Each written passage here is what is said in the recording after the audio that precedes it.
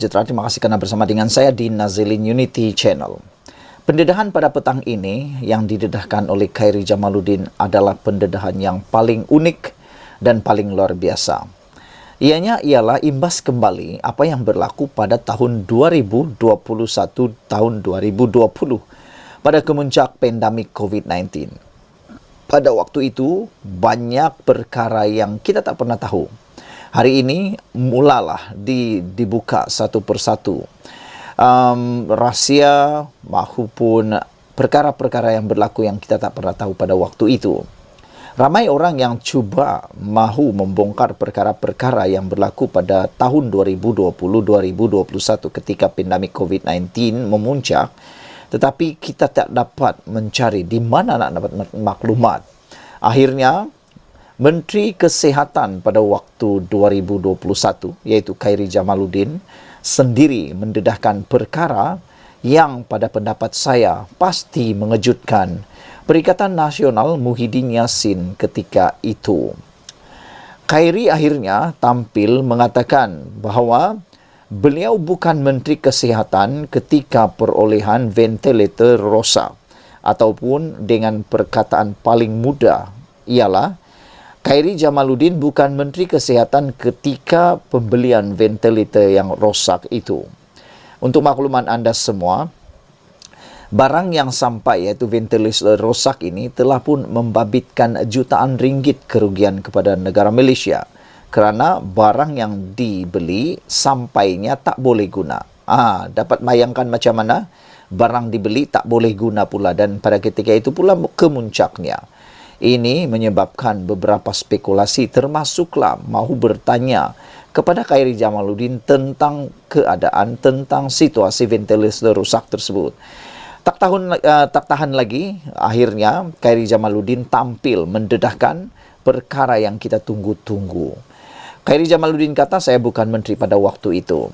Beliau berkata, usaha untuk kerajaan menangani wabak COVID-19 yang dibuat ketika itu, dan beliau belum lagi menjadi Menteri Kesihatan. Justru Khairi menggesa pengkritiknya untuk mendapatkan fakta yang betul sebelum mengulas perkara itu. Jadi oleh sebab itu, saya buat-buat lupalah, walaupun saya ingat, tapi saya minta bantuan kamu semua. Cuba tuliskan siapa menteri sebelum Khairi Jamaluddin. Mungkinkah beliaulah yang bertanggungjawab membeli ventilator tersebut? Dan ada banyak laporan terutamanya daripada laporan daripada PAC ataupun audit negara yang mengejutkan kita semua. Pembelian tersebut seakan-akan mempunyai masalah yang besar. Dan tentulah siapa yang akan dipertanggungjawabkan. Takkanlah dibiarkan begitu saja, kan? Jadi Khairi menggesa supaya semua pengkritiknya supaya mendapatkan fakta yang betul sebelum mengulas perkara itu. Kata Khairi, perolehan ventilator itu pada tahun 2020, saya jadi menteri pada Ogos 2021. Maknanya sah, Khairi bukan Menteri Kesihatan pada waktu itu. Jadi, persoalan kali kedua, siapa menteri yang menjadi menteri pada waktu itu? Kamu tulis dalam ruangan komen. Kalau fakta anda pun tak tahu, kata Khairi, saya tak tahu kenapa anda bercakap dengan saya. Kata Khairi dalam episod terbaru podcast Keluar Sekejap. Khairi mengulas laporan jawatan kuasa kira-kira wang negara PAC yang mendedahkan bahawa syarikat China membekalkan ventilator yang tidak memenuhi spesifikasi kepada Kementerian Kesihatan semasa kemuncak wabak COVID-19 pada tahun 2020. Mengulas lanjut, Khairi berkata, dia bukanlah mahu mencampakkan menteri lain di bawah bas. Tetapi pada masa yang sama, dia tidak boleh bertanggungjawab terhadap sesuatu yang tidak berlaku semasa dia menjadi Menteri Kesihatan, kata Khairi Jamaluddin. Bukan saya kata ini saya campak menteri lain bawah bas, tapi ini fakta, kata Khairi. Macam mana saya nak bertanggungjawab tentang ventilator tersebut? Saya bukan Menteri Kesihatan pada masa itu, kata Khairi Jamaluddin. Jadi, kalau nak tanya pasal ventilator ini, kena tanya pada tuan punya badan, bukan saya. Jadi, jom. Anda tulis dalam ruangan komen, siapakah tuan punya badan yang perlu ditanya tentang ventilator tersebut? siapa orang yang mengorder membeli barang daripada China, ventilator yang tidak memenuhi spesifikasi tersebut. Perlukah beliau bertanggungjawab? Khairi menegaskan dia bagaimanapun akan bertanggungjawab terhadap soalan berkaitan perolehan vaksin yang merupakan keputusannya sebagai menteri pada waktu itu. Khairi menegaskan bahawa perolehan vaksin dilakukan mengikut peraturan seperti yang ditegaskannya pada Februari tahun ini.